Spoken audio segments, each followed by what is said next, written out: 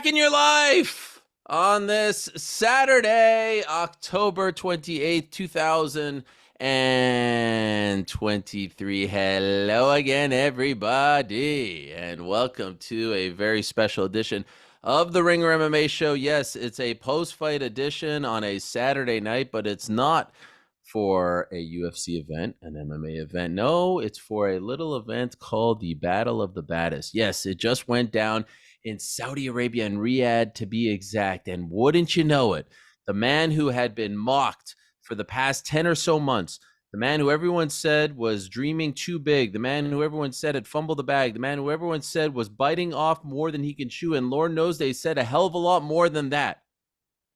Le Prédateur, Francis Ngannou of Cameroon, waltzed into Saudi Arabia as calm and cool as can be, went the distance with Tyson Fury in his pro and, by the way, amateur boxing debut, whatever you want to call it, went the distance with the lineal heavyweight champion of the world. Not only did he go the distance with him, he dropped him, my friends, in the third round. Not only did he drop him in the third round, he hurt and stunned him throughout the fight. Not only did he hurt and stun him throughout the fight, in my opinion, he won that fight fair and square. And I cannot wait to talk about this with the other members of 3-Pack. I am buzzing. I don't know if I've ever been buzzing more after a fight of any kind, and that includes Leon Edwards 2 years ago, because of what this represents, not only for mixed martial arts, but for Francis and for everyone who mocked him over the past 10 months. A beautiful moment. Sweet, sweet justice was served tonight in Riyadh, Saudi Arabia. I'm Ariel Helwani, joined as always by the mayor of the Nutmeg State, the man in the hat, Mr. Chuck Mindenhall. Chuck, I'm going to wait for my how are you.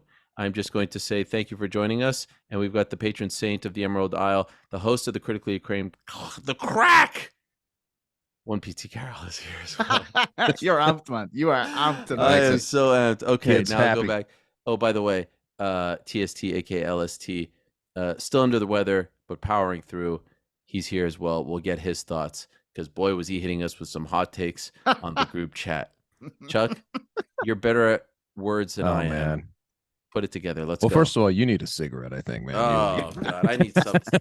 Oh, my God. That was sweet, wasn't it? Okay, so there's a lot to unpack, and I think that with these types of things, it's the level of skepticism that you carry in, and everybody has it to some degree, right? That like becomes part of the story. So you're watching it unfold, and it's almost like the telecast itself is basically saying like, "Oh, it's cute looking. Ngannou's kind of hanging around. This is trying to give him his props because they don't know when it's going to be shut down." But as that plays on, and he knocks down Tyson Fury, which is just ridiculous. That now you see that image on online, and you're just like, "Oh my God!" What? I mean, it's we're an hour after this, and I'm still sort of like, "Did that happen?" Like this is one of those things. And then to kind of go into those middle rounds, late rounds, and hang. I thought he won too. I thought he won this fight. You hear them basically saying, what is Tyson doing? What he needs to come to light. Where's his urgency? All this stuff. I love this. This is exactly what I was hoping we would see at some point, that you would get an MMA guy who's not going to look like it's a farcical effort going in there to take somebody on, but to go against Tyson Fury, a guy of that caliber, where he stands right now, undefeated heavyweight champion, and to put on that showing. Dude, he won no matter what. I know we've been talking about this. He won no matter what. But that was just, it was spectacular, man. And I love watching the fallout. I really do. I love seeing the fallout. I love everybody trying to piece it together and figure out what they just watched. Oh, I love seeing the boxing media and the boxing community try to make sense of what they just watched, because this man was unbeatable, and everyone mocked Francis for even thinking that he had a chance, let alone trying to get this fight. PT, not only did he drop Tyson, just for the record, I want to be factually correct here, he mocked him while he dropped him on the ground. He danced in front of his face while he dropped him. And later on, when you started to think, okay, is this Stipe Francis one where Francis would kind of cool off towards the end? He stood there until the very end. Perhaps he took a couple rounds off towards the end, and maybe those cost him. But this was virtuoso stuff out of Francis Ngannou. Your thoughts, your immediate thoughts?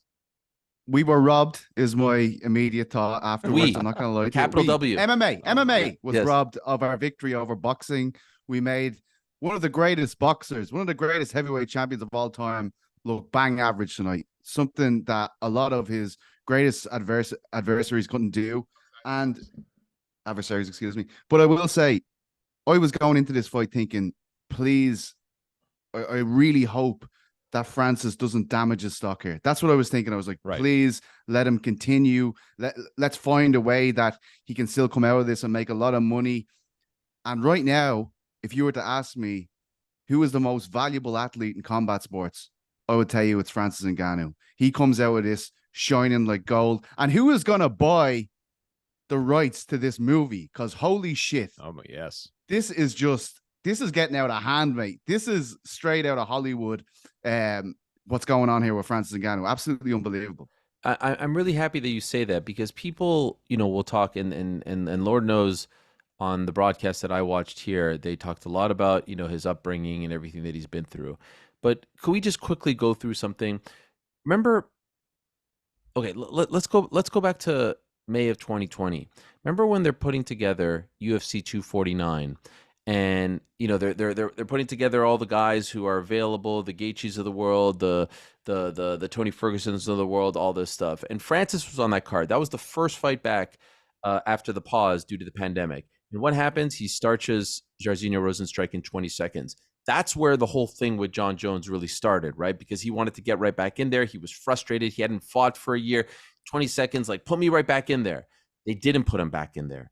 They knew that, it was starting to, like, the contract was starting to expire, and the back and forth with John, and John's asking for too much, and Francis is asking. That's really, to me, where this story like truly starts. Yeah. In fact, I remember talking though to Tyson Fury in July of 2019 at that UFC event, the Masvidal Askren fight, and he told me about this fight, that this was a fight that maybe one day down the line happened, and I never thought for a second that it would happen. Of course, in 2021, Francis beats Stipe, and now there's one fight left. And then we get to January of 2022 with Ciryl Gane, and he injures his knee, and he out wrestles him, and he wins, and now his contract is up, and he's still the champion. And we have to sit that whole year, guys, January of 2022, all the way to January of 2023. Will he, won't he? Will they sign him? Will they not sign him? Will he want? And then he just unceremoniously gets kicked out of the UFC. Doesn't get released because it's not true. His contract expired. What happens? Dana White shits on him on the way out. He says he doesn't want big fights. In fact, I do think that I have. Can we play the sound real quick? Baby, I think I have some of the sound.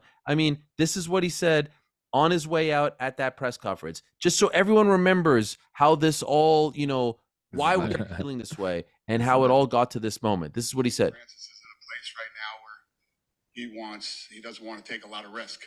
He's got it in his head that there's bigger opportunities outside the UFC with, lesser opponents. He doesn't want to take risk. He wants big fights with lesser opponents. So what happens from January to May? Every fucking loser on this planet said that he fucked up, that he wasn't going to get a good deal, that no one wants him, that he outpriced himself, that every boxing promoter, every promotion. Remember Chatri saying, this guy's crazy. Remember Dave Feldman of BKFC saying he's crazy. Eddie Hearn said he's crazy. They all said he was crazy. Then he gets the PFL deal. And I remember it was right before I went to Dublin. And everyone's like, this is what you held out for? And then what does he get? He gets this deal. All right, fine. You got this deal, but it's an exhibition. It won't count. Won't be any knockdowns. Won't be any knockouts. There won't be a winner. It's an exhibition. And what does it end up being? It ends up being like this cultural event. Now, they for sure lost money. And yes, it dragged. But every, athlete, fighter, celebrity team under the sun was there. And then it ends up being a fucking incredible fight and an incredible performance. Like, I know I'm rambling right now. I got to be honest with you guys. You're putting this into perfect perspective. Go ahead. Today's my daughter's birthday. I was offered to go and cover this event for TNT Sports, and I had to think long and hard, and for various reasons, mainly because I never want to miss my kids' birthdays, I said no. And all day long, I was having a bit of FOMO. And then the fight started, and that all just kind of went away because I'm focused on the fight. And now it's just disappeared. And there's a part of me that wishes I was there to just be a part of a situation like this and cover it and be in the ring and interviewing him. But you know what? I am, and maybe this is the wrong thing to say. Maybe this is something we shouldn't say as journalists. I don't give a fuck in this point. I'm so happy for Francis Ngannou. This guy did not deserve what had happened to him over the last 2 years. From the UFC, from Dana White, from the pundits, from the media, from the fans. He did not deserve. He kept his mouth shut. He got his deal, and he shocked the world tonight. He went toe-to-toe the distance with the best heavyweight on the planet, and in my opinion, not like what I wanted. In my opinion, he won that fight. He won the fight. He won the night. If you watch that fight and you don't do the 10-9 bullshit, he won that fight. Yeah. Francis Ngannou, who has never had an amateur or pro boxing bout, won that freaking fight, did better than any MMA fighter in a boxing match ever, and all of a sudden gives every MMA fighter on the planet hope that they too can pull this off. It's an amazing thing, Yes. Chuck. It's incredible. I can't believe that this happened. I love everything about it. Every single thing. And that was everything you just said is perfectly stated. I'm so glad that you ran it down, because it has been it's been absurd to this point. And I think that when I mentioned the skepticism, I definitely had it, because we're used to seeing guys go in there and they look like MMA guys boxing. I didn't even hear, like, looking at boxing media, I didn't really hear them criticizing his boxing style. You know, like sometimes you see that sort of thing where it's like, oh, look at him, this is crazy. I didn't really hear people saying that, you know, Fury was carrying him.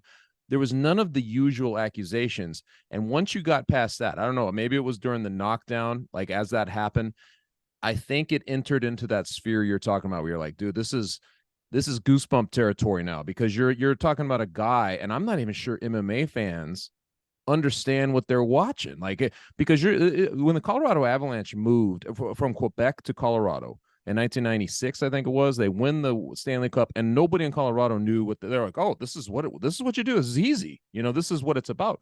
They had no perspective on what they were up against there. That's kind of what this was. It was like, I feel like the people who don't really watch boxing, don't really know Fury, are thinking like, this is the guy, and they have no idea what a maestro that guy is in there. You know what I mean? And to kind of shut him down, make him look pedestrian at some points, not even respecting his punching power, which was crazy.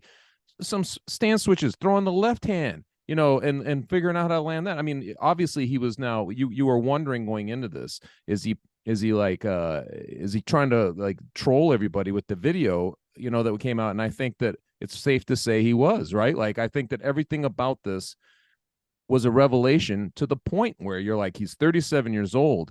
He has this PFL deal, but you're almost like, dude, you just became a star in boxing that can make a lot of money.